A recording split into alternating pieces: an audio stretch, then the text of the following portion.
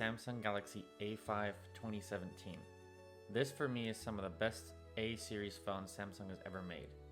And that's coming from someone who really hates them. But compared to the new A series, these have something special. They had some Galaxy S7 design elements to them, which definitely was a helping factor with their design.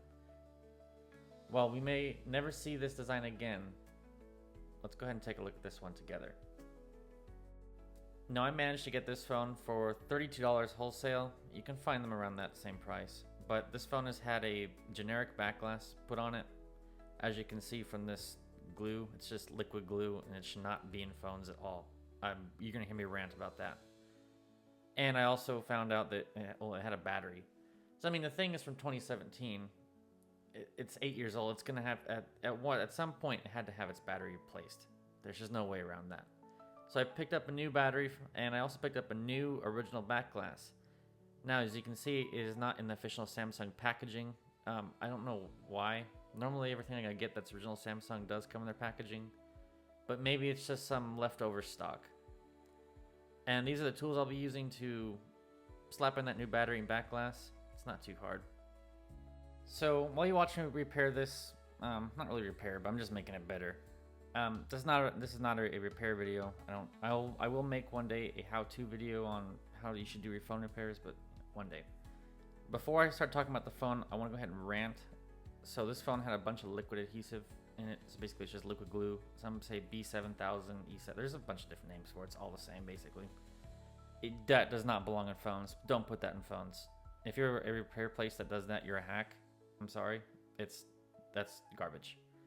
On maybe some circumstances you can use that, but when I'm talking about like something small. Like if there's a little flex cable that's not sticking down, you can take a little tiny amount of that and put it in. Not fill the phone with globs of it and making it to the point where, the buttons on this phone were sticky and mushy.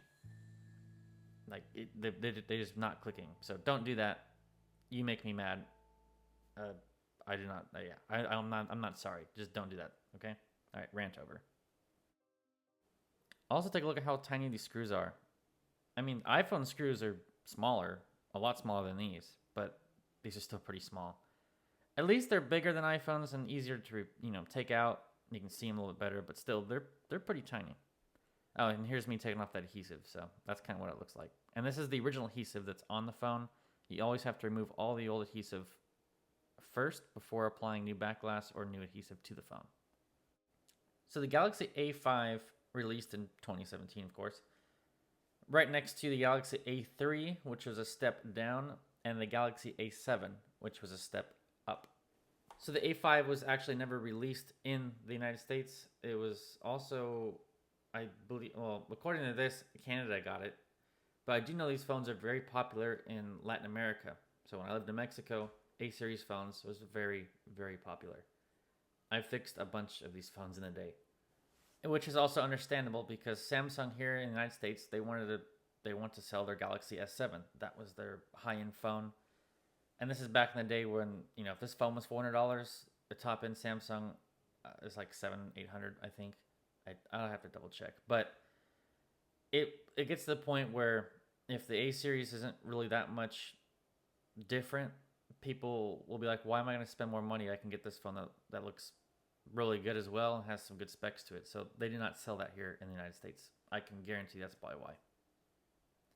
But as I was saying, a lot of other countries did get this device. I know a lot of international viewers that are watching this video probably, or some of you are probably watching this video on one of these phones. They were very, very popular. And, rightfully so. A lot of third world countries, they don't make as much money and they have to go with more budget devices. So that's why Samsung has a huge, huge market in other countries. India, Mexico, all Latin America. I'm sure some countries in Asia. They're just solid phones, just other than the fact that I have seen a lot of them have issues, but that doesn't mean that they're necessarily bad. So at this point in the video, I'm just cleaning up the phone with some isopropyl alcohol. It does not damage the device. It's 100% safe for you to use. And as you can tell, with that new original back glass, it looks really good. Much better than how it was.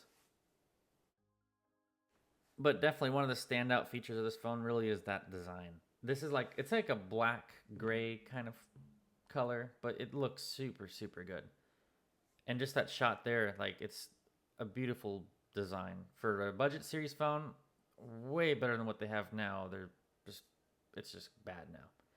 And it's even got some cool stuff. So you have your headphone jack for jacking in headphones.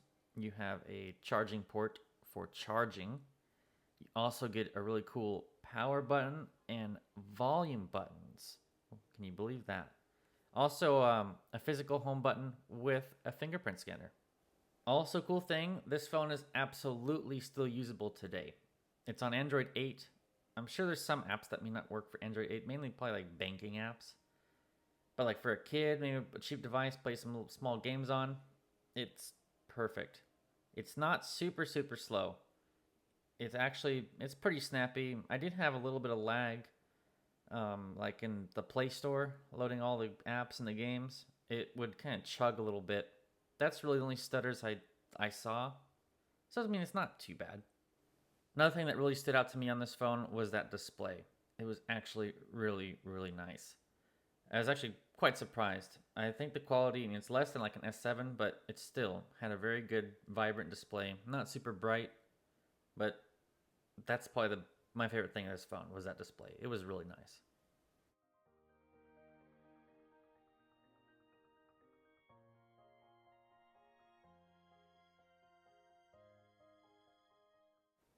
And as always, if anybody has anything to share about this phone, any stories, please share it below. I enjoy reading them.